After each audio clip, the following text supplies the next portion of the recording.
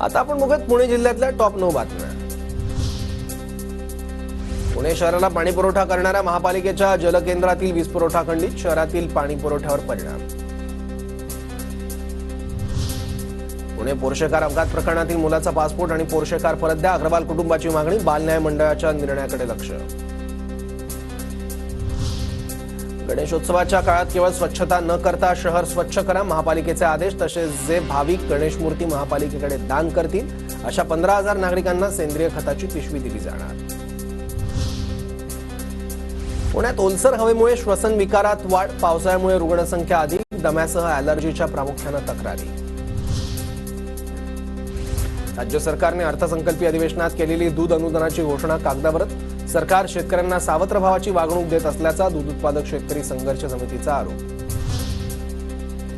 पुणे पालिकेने शहरात बसवलेल्या 2,909 सीसीटीव्हींपैकी तब्बल 1,054 सीसीटीव्ही बंद, सीसीटीव्हीच्या दुरुस्तीचा खर्च कोण करणार याबाबत स्पष्टता नसल्याने ते बंद।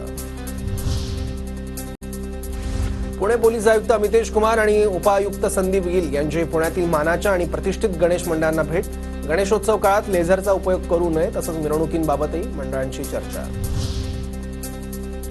पिंपरी महापालिका हद्दीतील कचरा वेचकांच्या मुलांना शिक्षणासाठी अर्थसहाय्य मिळणार, 1ली ते 7वी मध्ये शिकत असलेल्या मुलांना 4,000 तर 8वी ते 10वीतील विद्यार्थ्यांना 6,000 रुपये देण्यात येणार। पुण्याच्या सदाशिव पेठेत एका इमारतीत 3ऱ्या मजल्यावरील घराला आग, अग्निशमन दलाकडून आगीवर नियंत्रण मिळवण्यात यश, कोणतीही जीवितहानी नाही।